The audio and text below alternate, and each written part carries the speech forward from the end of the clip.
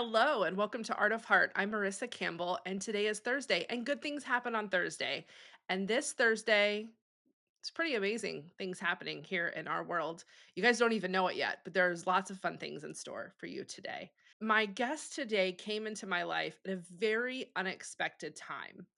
And I had just recently experienced my somatic release, and I had was learning to walk on new legs. I looked the same on the outside, but the inside was very different. And um, she came across my feed through a friend of a friend of a friend, like kind of like a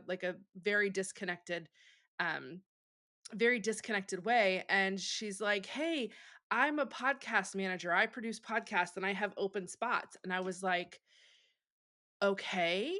And then, like, I flipped away and it was on Instagram, then I flipped back and I read the thing again and I was like, "Wow, ever since this has happened, there are stories that need to be told." And I didn't listen to podcasts and I didn't know a lot about podcasting, but I was like, if this is a way for people to share their stories, maybe this is the thing. So I clicked and I messaged her. And the rest has been history, and we now have this really beautiful friendship, and we work together, and we have this great adventure, and she's such a bright human, and I can't wait for you guys to meet her in front of the screen. You guys don't know, but she's behind the screen every week, and so Zoe, hi.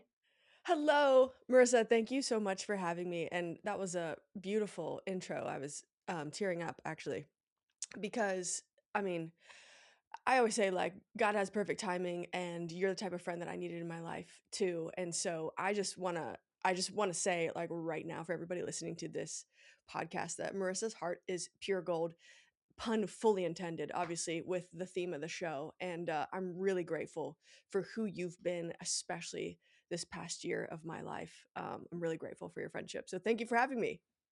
Oh my gosh, that's so kind and so interesting because I do believe in perfect timing, and, like, I really like, just 30 seconds before I saw, the note on Instagram, I would never have thought that, number 1, I would have a podcast, number 2, that we would have such a glorious mesh Mm, of ideas and experience, um, that would instantly come together in a spark that doesn't it wasn't yeah, what I had planned, right? In my 5-year right, plan, this was not it. right. So before we get started into your stories and our podcast for today, I want to know, how are you showing up today? What's in your heart? Whew. Well, I feel a little bit of anxiousness, a little bit of nervousness is actually the more appropriate term because I know what we're going to be talking about today, but the audience doesn't yet know that. And it's going to take some vulnerability and some courage, which I am willing and wanting to give. But, a, a a lot of what I've been going through this year is the fear of being misunderstood. And so, kind of right now in this moment, I feel myself just releasing that fear because it's like, doesn't matter anymore. Like, this is for, the person that is supposed to listen to this. And it's a person who has been struggling with their thoughts and struggling with memories. And so, and the negative attachments to them. And so now that I've talked my way through that, I'm excited. You like ready to go? That's awesome. So tell us a little bit about, like, who you are. Like, who is the Zoe today, Mhm. that's showing up to the podcast, and how are you today? Like, who are you? Yeah, so it's surely a different person than I thought a year ago. So, by day, I am a quote loneliness destroyer. My life's mission is to teach adults how to build meaningful, rich friendships and ultimately learn how to destroy their loneliness. And like fitness, it's something you have to do every day. It's not just like, okay, well, I did it and that's behind me. And the past year of my life has been one that I never imagined because it was one filled with a lot of painful decisions that had to be made, Mm, a lot of pain, a lot of fear, and a lot of rediscovering what life looks like for me now. And to kind of give a little bit more context, because that seems super vague, I, for a couple years of my life, let somebody very close to me. I let them in. And now, basically going through that journey it was revealed that that person intended to harm me, and I survived a betrayal. And through that, I learned so much about my thought life. And Mm, because I let that person so close, I am someone who wants to just suck the marrow out of life. Like, I want to have all the magical experiences possible that I can have with another human. So, whenever I let someone in, I want them to experience life through my eyes. yeah, And fully. because of that, um, I had a lot of now really painful and negative memories that were attached to places, moments, things that once held a lot of beautiful meaning for me. And so this past year of my life, as I've been walking in safety and now freedom through that, I have been relearning what it's like to be me. Um, Yeah.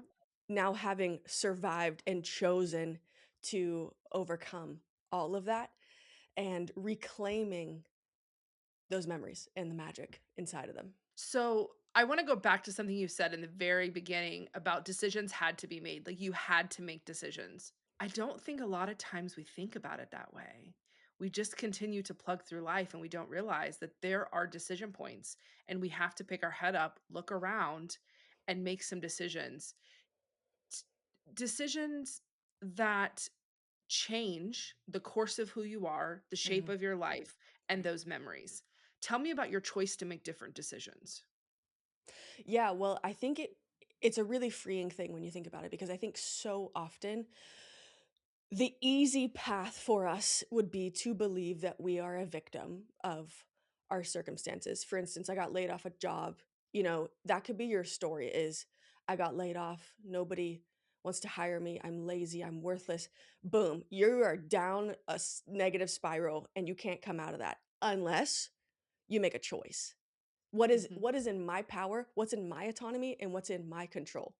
So, I think it was even just pulling the thread like that was a huge shift for me, because I realized we actually have so much power mhm, if we choose to take accountability. That's the word I'm looking for. Full accountability for what can I do differently? What choices can I make that actually aren't dependent on anyone or anything mhm. else? And so I think that is the big mental switch that I have had to work through, and that I just like want to encourage whoever's on the other side listening or watching this right now, is that just because something happened and maybe it was not by your hand, it just fell in your lap, and Mhm. there's a tragedy, or there is an unforeseen circumstance and there is so much pain that you are holding right now, that is not the end of the story. You actually get to choose what you do next. You can Yes. hold that pain and choose to create something beautiful from it and in spite of it too. So what I'm hearing is that you chose to co-create your own life instead of just being a innocent bystander. Because I do Yeah, think that, like, just allowing life to happen is different from co-creating. totally. And going back to like a ton of or a series of painful decisions I had to make. One of the worst places to be in is knowing that you're making a decision that is actually going to cause you more pain than you can ever imagine. Mhm. And having to then choose to walk through it and keep going day by day. I mean, people don't realize until you are in this moment that sometimes the bravest thing you can do is choose to go one more day in the midst of your Mhm. pain, so that you keep walking day by day until the clouds lift, until you laugh again, until you can smile, until you can feel hope, until you can feel joy, and until you can see the beauty in the world around you. And that does happen when you consistently make those decisions to not just let life toss you back and forth, but actually say, okay, what can I do Yeah. to make life better? So I don't know. We have a little bit of an age gap between us, so we'll see if you remember this. So, I was raised by Sex and the City. Like, that was literally the thing that raised me. Like, we talk about music and all kinds of things and cultural things that happen in the world. But there's an episode of Sex and the City, and Samantha is dating this guy, Smith Jared, who turns into an actor, and it's a whole thing. She moves to LA and she's away from her friends in New York, and they live this really wonderful life, right? But Yeah. she's lonely because she doesn't have her support group. She doesn't have her best friend. She Mm, misses the heartbeat of the city. yeah. And she leaves him, and in a very beautiful but honest moment, she's like, "I love you, but I love me more." Mm, And she chose herself. And I know a lot of times, like, it's silly, it's a TV show, right? It's not yeah. real, but there are in these storylines, they show us what is possible, number 1, and number 2, we see ourselves in them.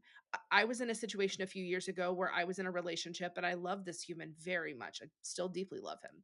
Mhm. Um, but there was a misalignment in what we wanted, and I had to choose me, and it was hard, and there was heartbreak, and there was all kinds of, like, to your point of, like, decisions that hurt really bad now, but there are gonna be brighter days. That was that. Yeah. But you chose you, and you chose you not once and not twice, but time and time again over a Mm, period of time that was really dark for you, and you yeah. chose yourself. So 1, like, good job, friend. Thank you. And I hope that if you look at past Zoe, and I hope that she knows that you chose her and you continue to choose her. It's actually really cool. Thank you so much. And I just want to clarify one thing because what Marissa's not talking about is the toxic, like, they don't serve me anymore, so I'm gonna leave them. Like, we're not talking about that at all. We're talking about situations in our life where, for me, it was dangerous. It was actually dangerous for me to stay attached to this person. Mhm, And so choosing myself was knowing that desperately I wanted to do everything I could to salvage that. mhm. Well, that was in front of me. And I knew that at the end of the day, all I could make choices for and control was myself. And so I, I just want to say that because I think social media is really dangerous with this whole trend of like people are toxic. It's just like, oh my God, like we're all toxic. Okay. Can we look ourselves in the mirror and say, I'm the problem. I need to be held accountable. I did things wrong. Yeah, And and the best part about being the problem is you are the only one that can then choose to be the solution too. yep. And so that is really what this journey has taken me on. And again, it's been freeing to realize that I have the autonomy to make a different life for myself. And so we talk a lot on the podcast about waypoints.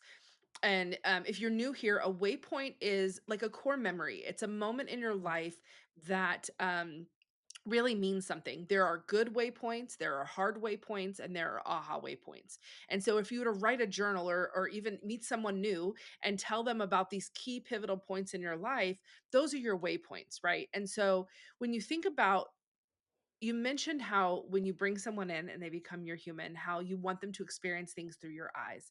So you are actively working to create memories, which I mhm, think most of us are. It's very important to me, and I know it is a lot of other people. But when you do that, it almost become when that relationship shifts, because inevitably most relationships do. Not yes, that they all end, but there are ebbs and flows of relationships.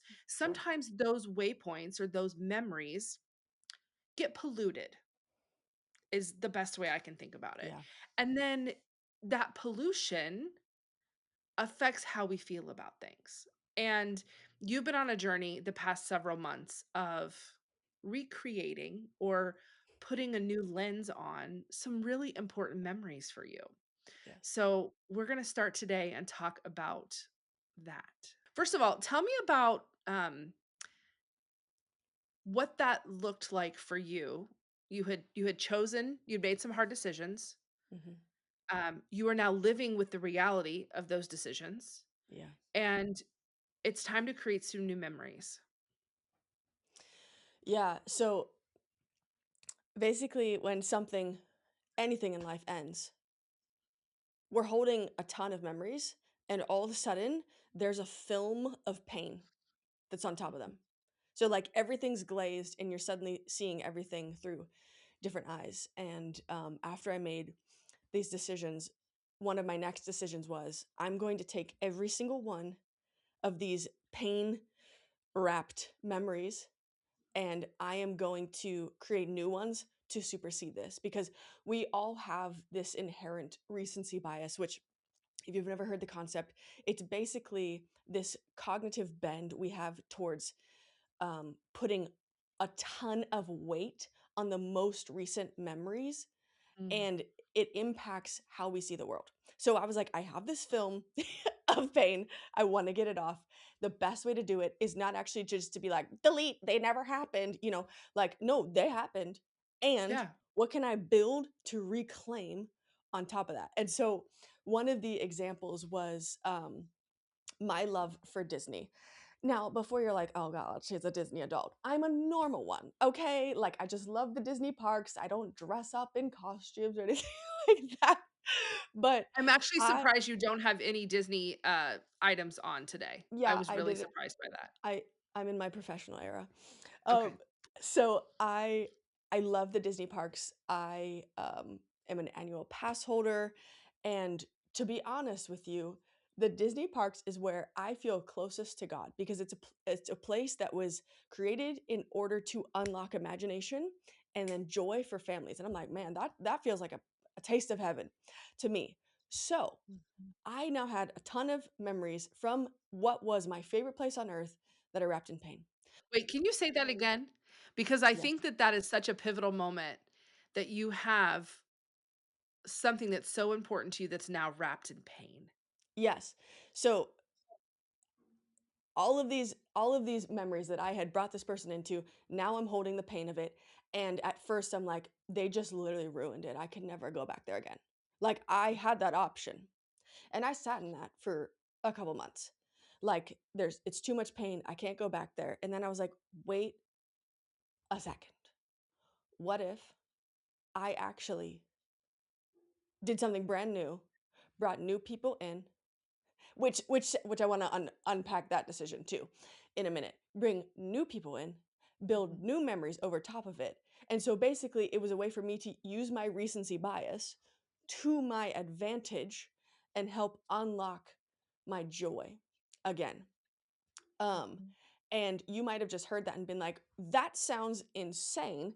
First off, you had someone ruin it for you. Now you're bringing other people in. What if they do it too? Here's my thing in life: just because one person hurt you and Mhm. ripped your heart to shreds does not mean that the next person will. And I fully believe that. And I just believe so much in humanity, and I believe in our potential, and that connection is the greatest gift we can have, that I am willing to take that risk every single time. I grew up in Orlando, right? So I've been to Disney probably more times than I would really be honest about if I were talking about the subject. But anyway, I'm not a Disney kid, right? Like I we went to Disney all the time because there is a magical sensation. Like I will tell you the happiest that I ever am in any given moment in time is the very moment you walk onto Main Street USA Yep. and you get under the bridge and it's so perfect and there is so much imagination and so much creativity and like to your point there is this environment that breeds joy. Mhm. Okay, it every single time and every time I take someone because I also am the one, let me drag you to the parks, I'll take my nieces and nephews and I have a whole itinerary and a plan and this is how we're going to do it, whatever. But the moment I step on Main Street it feels like everything and anything is possible. I can't imagine losing that ability to go to a place and feel like anything and everything is possible. I also feel that way when I look at magical things in nature. Like when I saw the glaciers for the first time, I was like, Mm. oh my gosh, right? Like it just opens up this thing inside you. So I share that with you because I also tie so many things to memories or experiences or places that for me unlock something that I don't get in my everyday. Mm. Mhm. And I think that it's really magical. and that you created this wonderful situation because you chose differently. You looked at something and you're like, "We're not that's not gonna be polluted. We're gonna get rid of that layer of ick, right? We're gonna Yeah. go and I still get to love this thing, and it still gets to bring me joy, and I'm still gonna make more magic memories." So my question for you is, when you are at Disney, what does your heart look like? Oh my gosh. It looks like the happily ever after fireworks show. Like if you just literally took a Mm, snapshot of that, it's like boom, fireworks happening, and there's so many colors. I think that's literally one of the parts I love about every Disney movie. I described this to somebody the other day. I said the reason I can always watch a Disney movie is because it's bursting with colors. And like when there's mhm. that bright color, I'm like, let me ask you this.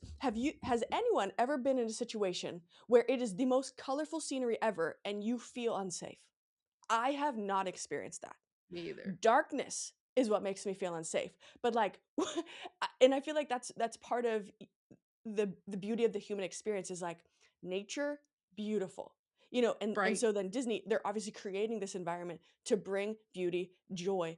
And so yeah, fireworks would be for sure what it is, but the weird thing is it's like not nighttime fireworks. It's like the whole sky is a bright like blue or purple because it's just bursting with color. When you were at Disney, a few weeks ago, and, we were texting, and, you shared with me that you were going to do this really fun thing at Disney, Yeah. and someone unexpected decided to come along. Tell us about that. Yeah. So I wanted to reclaim some memories that I had at the Mickey's Very Merry Christmas party, which it's like, why is she crying? Well, you can probably tell that the memories were not good. And that was another painful part is that I held a lot of negative memories inside of the Disney parks too.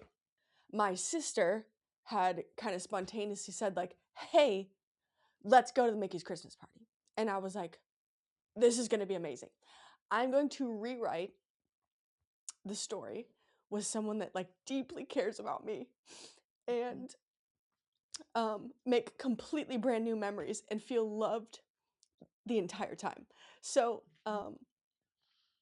yeah, that was like a really beautiful moment that we shared and just an example of like the power of community. It doesn't need to be your family, but friends, like the people that rally around you and are like, how can we redeem this for you?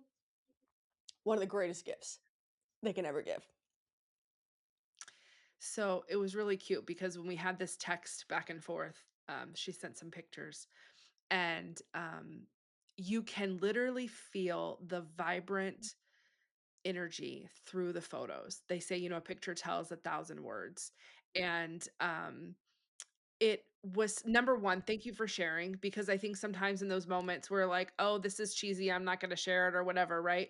But it's so cool, to be on the receiving end of someone else's joy, and to be able to be like I literally sat there and I looked at the phone and I was like, "Oh my gosh, I'm so happy for her." And, because you were making choices to radically change your world, your memories, your waypoints, all of these things, and you were doing it for you. Yeah, And we so often choose everybody else. We prioritize everybody else. But in that moment, you created this new memory and this new moment for you. And um, it's so special. And I do think that it heals something inside of you when you make those choices. Do you feel that? totally. And I think, another element of it was that there were memories that I decided to remake um, by myself and solo, which was actually the most terrifying ones because I was like, I'm gonna literally fall apart. I'm gonna turn into this in the middle of the Disney parks, you know, and people are gonna be like, whoa, what's wrong with her?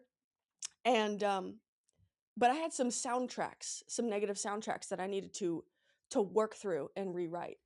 such as, I'm not safe. People are going to think I'm a psycho. Why is this girl crying in public? And it was just like, you know what? First off, why do I care so much about what a stranger thinks who doesn't even know my name? You know? No. Um and so with those solo memories too that I made, like I'm really proud of myself because that took a lot of bravery too, because I had to sit in the discomfort of, okay, it's just me here. My mind could go anywhere. And I'm going to tell my mind what I want us to think about. Let's immerse ourselves in this brand new experience that I've never Yeah. done before and see what I can glean from it. I forgot your question. Sorry. I'll cut that out.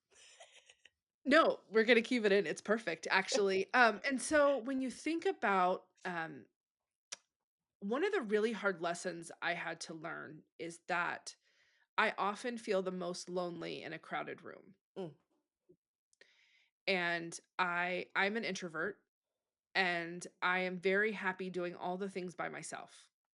I really am. Like I will travel by myself. I go to movies by myself. I will eat by myself. And I think part of it is built from I've traveled for work for so many years, and being by yourself is like it's a thing, right? yeah. And so you could either choose to take the opportunity to be in new city and experience things, or you can sit in your hotel room alone. And I'm like, well, I want to see these things. Like I want to experience the world, and I don't always have a partner in crime, right? Yeah. Um, but being lonely in a crowded room is something that is deafening for my soul. And so when you talk about like you're a loneliness destroyer, right? Hmm. You also have to choose how you do that. It's not just with other people. And I think that's part of what I'm hearing that I'm honestly surprised by, because when I think about loneliness, I think like, okay, that you help people connect better with other people, but there's a whole layer of how you connect better with yourself. Exactly. Yeah. And I think that one of the scariest parts of modern loneliness is that we actually have to look ourselves in the mirror. And we will do anything to avoid that and having to confront our own thoughts and reality. Because the thing is, there could be thoughts that are true in one season that can actually be harming you in the next. Perfect Yes. example, the thought of I'm not safe. That could absolutely be true in one season. You remove yourself from that environment, suddenly, if you carry that same thought, it's actually harming you because then you are afraid to build connections with other people, to explore, to actually take a step forward in life. And so, yeah, I think that that's part of the loneliness is like being able to really sit with yourself and flesh out and ask yourself questions like, do Mhm. I want to stay like this? How often do we actually ask ourselves that question? Very rarely, because going back to like the victim thing that we can so easily slip into, we basically can default to thinking everyone else is making the decisions that are impacting our life instead of, okay, what can Right. I do now with the new information and new data presented to me? Are you an introvert or an extrovert? I am an introvert, which surprises people because Mhm. I also like to entertain. Um in every way. You want to dance? I got you. You want some song? I got you again. But I'm an introvert, so my thing is we don't have a pass as introverts, okay? You can take a nap afterwards. You still have to get out and socialize Yeah. and be willing to build, go through the awkward with people because like making new friendships is a universally awkward experience. It doesn't mean you're awkward. It means the Mhm. experience is awkward because we're literally scanning each other. Okay, what does this person know about me? What should I tell them? We're literally doing like the craziest Einstein Threat level assessment. calculation. Yes. And so it's like, well, no wonder we're like, like, no wonder you can't get your words out. Your brain is literally going a million miles an hour. So part of like the whole loneliness thing is not being afraid to be awkward, not being afraid of rejection, because it all comes with the territory. And it's only through those experiences that you find the Mhm. relationships, the people, and the community that is in your corner and who you want to be in their corner too. So I really hate basic conversation. Like, I don't like, Small I talk. really like, this whole small talk thing is, like, just not for me. Like, I would rather meet a total stranger and have, like, a real talk about, like, religion or the stars or, like, how people feel or, like, something, but, like, I like, this whole small talk thing, literally, like, don't ask me how I am, I'm the queen of fine, and I don't wanna have any of the small talk. But I've recently discovered that when I have openly embraced genuine human connection, which is one of the 3 things that brings me joy. Yeah. So for me, finding joy comes from adventure, wonder, and genuine human connection. When I realized that I could have a genuine human connection with someone in a spark moment and never see them again, it unlocked something magical for me because I don't go into every conversation with that crazy threat assessment of like, is this person going to be my forever friend? I can meet a random human. And when I was on the cruise a few weeks ago, this was totally the case. I had so many amazing connections with people I will probably never see again. But I took that opportunity to look at a human Mhm. and to open up my heart to them, like, just to be very, like, me, just, like, seven-year-old Yeah. little girl me, "Hi," and ask them something, not "How are you?" And then connect with them. And there was I'm gonna tell you guys this story. So I'm on the cruise ship and it was a kind of a series of unfortunate events and I'm there with my mom who is in a season of her life where she's really struggling medically. I was with one of my best friends who used to live down the street from my parents and is an adopted child to my mother, and I'm with my other best friend and her husband, the ones I live with in Kansas City. And so it's like old home week. And one of my best friends who I call Kevin, she's gonna love the fact that we're talking about her, that her name is not really Kevin, but that's what I call her. And so Kevin's daughter is in the army and she was going out on a tour and she was going to be gone for 17 days. And there was a group thread. And of course, I was the only one who had internet on the ship. And so there was a group thread with the family saying, like, hey, where is Kevin? Like, her daughter wants needs her. And so, like a psycho, I'm in my bathing suit and tennis shoes, and I run to the top of the ship because they're up playing pickleball. And I think I know where they're at. And I run up to the ship and I'm looking around and I can't find them. And somebody's like, oh, there's a sport court on the front of the ship. So I'm like, okay. So I navigate my way to the front of the ship and I'm like literally running up and down stairs and opening doors. And I'm trying to find this thing and I can't find this other sport court. And I come back down the stairs and I'm like about in tears because I felt the need. So I had just a few seconds before had talked to her daughter. Granted, she's an adult and in the army. I get it. But when you're a kid and you need your mom, you need your mom. And she Yeah. says, I've been calling for 3 days. I haven't been able to get a hold of her. I need her. And so I'm feeling this like intense pressure to be able to find her to get her to her mom. Yeah. And she only has a few minutes because they're going up in a plane and they're going to be off on this thing and she's not going to be able to talk to her. So I come back down the stairs and I'm really flustered and I'm beet red because I'm literally running the length of the cruise ship and it's hot. We're in the tropics. And this man appears out of nowhere and he works there and he says, hi. And he like slows down the whole thing for me. He's like, hi. Mm. And I'm like, hi. And he says, how can I help you? Mm. And I said, "I'm looking for the sport court." They said there was one up here, and he said, "No, they call it a sport court, but really what it is, it's a private tanning deck." So, I was like, looking for the wrong thing, right? Bad But he marketing, stopped. okay? I'm like, "Here we go." So he stops, and he extends his hand, and he shakes my hand, and he says his name, he introduces himself, and he says, "It's so nice to meet you." Mhm. And in that moment, number 1, we made a genuine human connection. Number 2, he slowed everything down for me, was able to give me direction and redirected, and I made it to Kevin, and she was able to talk to her daughter, which funny enough, she'd already talked to her daughter, but anyway, the things we do for our nieces and nephews.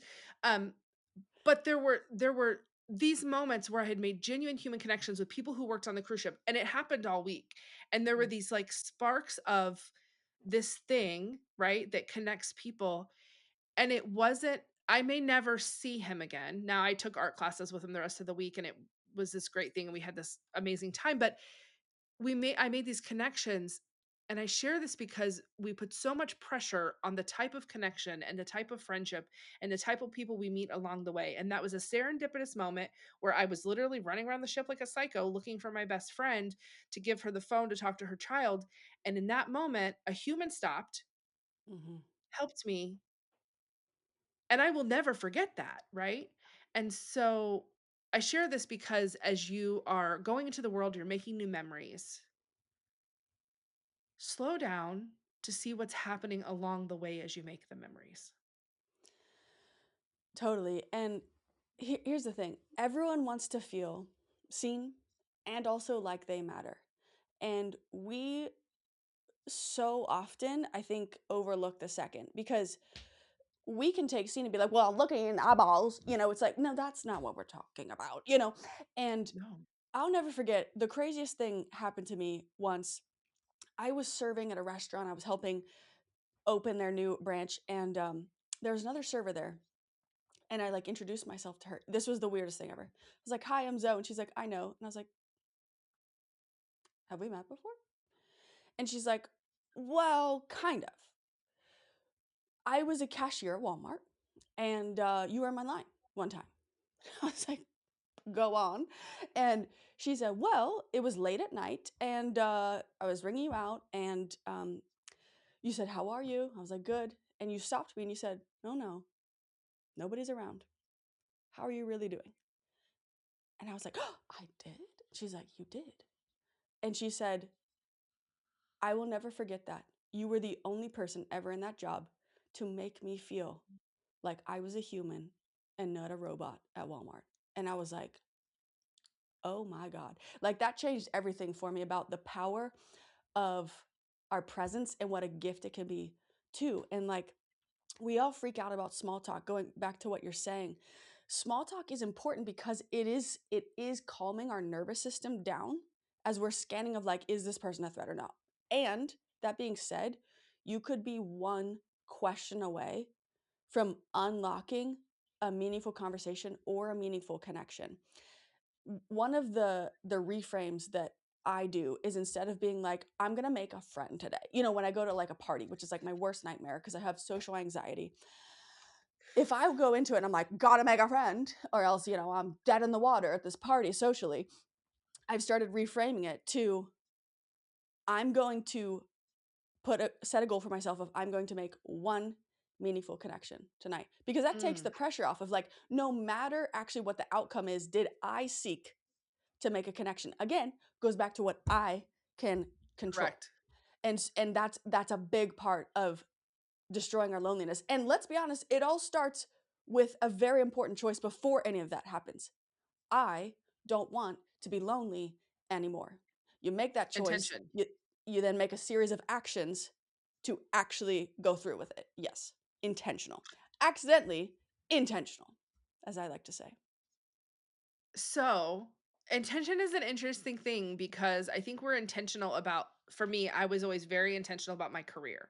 Like my career was important to me for all the wrong reasons, but that's another episode for another day. But I was always very intentional in the things I would do in my career, but I was not intentional in how I was showing up every day. Mhm. And that was a big shift for me. Um, and it's one of the things that helped heal my burnout. And when you talk about your intention when going to do something that is hard for you because anxiety is real, Yeah, um and so if you are able to set an intention that is reasonable that you can control, like if I wake up this morning and I'm like, it's my intention to win the lottery and be have $100 billion, like that's exactly. not real, right? But Yes. how what is your intention on how you're showing up? And if you just make one genuine connection, right? It doesn't have to Right. be forever. You're not asking to make a new best friend for the rest of your life. You're just wanting to show up in a way that is authentic and vulnerable, that lets someone else's guard down enough, because that is part of what has to happen Exactly. to make a genuine human connection. That's Yes. really cool. And it's not like I'm, batting 100 at it. I mean, perfect example is this all started for me in college, and I had basically had a best friend breakup that was literally my only friend. I had to change everything in my life because I was falling into a very bad depression. So I decided New Year's resolution one, I don't want to be lonely anymore. And then I made this terrifying, audacious resolution of I'm going to eat a meal with someone different every single day on my college campus and get to know their story. I ended up getting over 250 meal dates with strangers on campus and getting to know their So story. cool. And maybe 5 of them became very close friends for me. Okay. I mean, there's research out there that shows that on average it takes 50 hours to take someone from an acquaintance to a genuine friend. 50 hours? 50 hours. Okay, okay. And then from there, it takes 200 hours to go from friend to like, this is a ride or die. And that's the exact response that everyone gives. What? That takes so freaking long. It does. And It does. do you believe that you're worth that? Because if you don't Yeah, believe it, I'm going to believe it on your behalf until you do. Because that's like Harvard did the longest study ever, an 85-year study that found the key to longevity is not how healthy you ate, not how much you worked out. It was the quality and depth of the meaningful relationships in your life. And so when you think about it like that, you're making long-term decisions for yourself and for generations, honestly, to come. yeah. And so I think that's what makes this so important. That's a very interesting perception. And I say perception because, I don't think we think about relationships that way. We think about we think about goals, like what are our financial goals, what are our career goals? If you're a mom, like what do you want for your children? Like there's all these things that we think about, but we don't think about relationships and the quality and depth of being such an important key piece, to your point, as food or exercise. Yeah. Like what are we doing as humans? Like We're focusing on all the wrong things. And all the wrong things. that's again why I think community is so important because if you are by yourself, the only microphone input you're listening to is your own brain. Okay? And Mhm. we can get off the rails very easily if we only have that one input.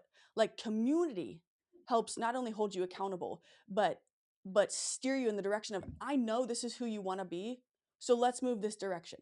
Like a community is the people that help you grow into who you always wanted to be, and like they unlock the beauty of life too. Mm. Nobody dies alone and is like, you know what, I'm happy I did this.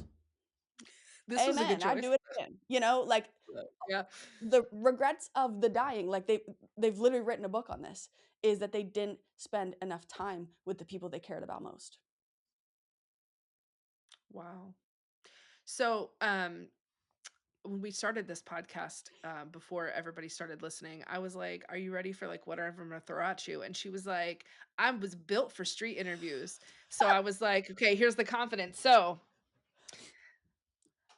my question for you is, which is completely off topic, and everybody, you're welcome to my ADD brain. Who is your favorite Disney character and why? I am dead. Well, unfortunately, this is going to be a bummer because it's probably as you'd expect. Mickey is my favorite character. Um, because Mickey has some swagger to him. Okay, first off, he he can get down. He can dance. He is the life of the party in every room. He is literally the thread of his entire friend group. Okay, Mhm. he also is never seen unhappy or doubting Oh. himself. I mean, this he's I said this man, he's a literal mouse, so chill out. He is always joyful and Mhm. is always wanting to bring that magic to other people. And so for that reason, I would say Mick Mouse is my favorite. So I think it's interesting, because it would be a really cool thing for us to start like be a Mickey Mouse, like be a Mickey Mouse in your life, like be full of joy, be the thread of your friend group, always show up ready to dance. Like what a cool tagline. So I am going to share mine. Now that you asked, but it's okay. I'm What gonna is tell what you is anyway. the character you most relate to, Marissa? I'm So changing the I love question. here we go. I love inanimate objects. Like, I have an absolutely unreasonable love for inanimate objects, and so my favorite Disney character is Casita, um, and You gotta tell me what that is. okay. I can't remember the name of the movie now all of a sudden. What's the name of the movie? Encanto. Encanto. Okay, so in Encanto, there is it's everybody in the family has a magical thing, a magical gift. And some people can talk to animals and like some people are really strong, whatever. And then there's this house, and the house holds them. And the house sometimes will turn stairs into a slide, and the house keeps them warm and safe and is vibrant. And the house has its own personality and its own life. And um Casita is my favorite, Disney character, and I That think that is Disney should have, like, a whole thing about it, but they should build the casita in one of the parks. I agree. I mean, that is hysterical, but also I can't wait to now text you, "How are you being a casita today?" And people are yeah, gonna be like, "Something's wrong with these 2." Like, if yeah, they ever spied on our text. and there is, and that's okay. So before we leave today, what is one piece of advice that you would share with listeners? Where you are right now is not where you need to stay, and that you actually have the ability and the power and the freedom, whether you believe it or not, you have the freedom to change everything in your life. And I believe that you are worth that.